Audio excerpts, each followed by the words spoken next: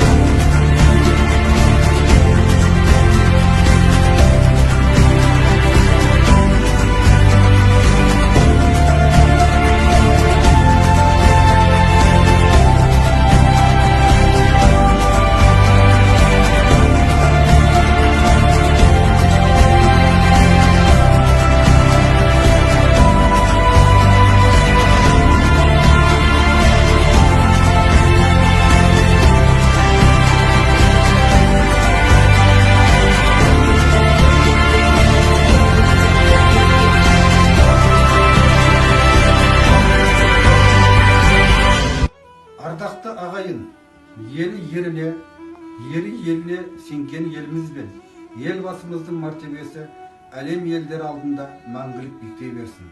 Мемлекеттілік тарихымыздың мерейлі мерекесі тұңғыш президент күні құтты болсын. Баршаларыңызға мерекелік көңіл-күй, жанұялық бақыт, игілік, табыс тілеймін.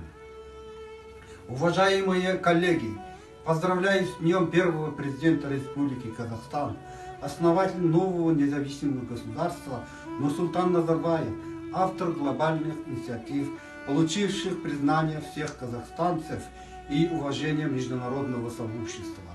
Желаю мира и дальнейшего процветания нашему государству. Елбасымыз Нұрсұлтан Әбішұлы Назарбаевтың Қазақстан 2030 атты Қазақстан халқына арнаған жолдауында біздің жас мемлекетіміз өсіп өркендеп кемелден еді. Біздің балаларымыз бен немерелеріміз онымен бірге ер жетеді. Олар ата-баба дәстүрін сақтай отырып, қазіргі экономикалық заманда жұмыс істеуге даяр. Олар орыс, қазақ, ағылшын тілдерін жетік меңгереді.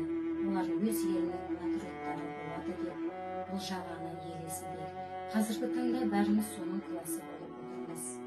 Міне, қазір бір жаңа ұрпақ жетіліп, жаңа буын қалыптасты. Қазіргі таңдағы Қазақстанның өркендеп дамуы, рухани жаңғыруымыз, дамыған елдермен терезесі тең дәрежеде қарым-қатынас жасауымыз, міне осының барлығы елдігіміздің, егемендігіміздің, тәуелсіздігіміздің арқасында деп білеміз. Тәуелсіздік біз үшін ең басты құндылық. Сондықтан да әрбір қазақ осыны түсініп, көзінің қарашығындай сақтай алуы қажет.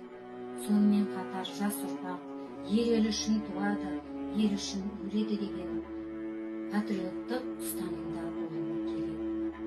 Тәуелсіздік алғаннан кейінгі біраз жылдардан кейін қазақ елін 160-тан астам мемлекет танып, олар бізбен дипломатиялық қарым-қатынас жасауға келісімдерін білдірді.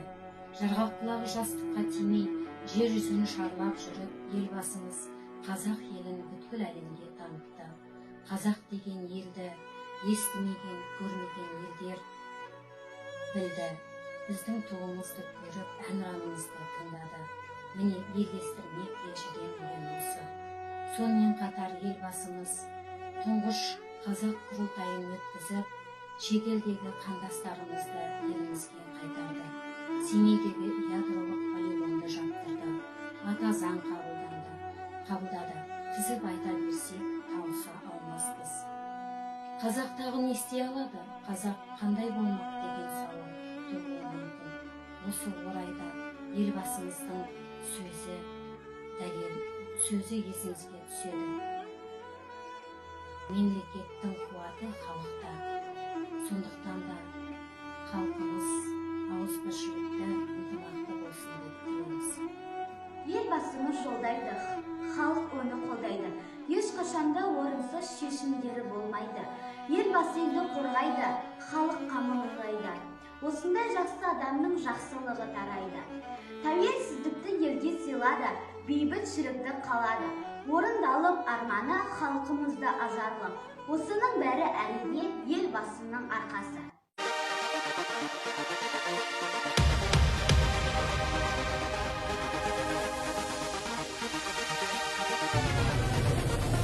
Отан ана тербеткен ақ тесігін, бір өзіңде сарқылмайтын несібім.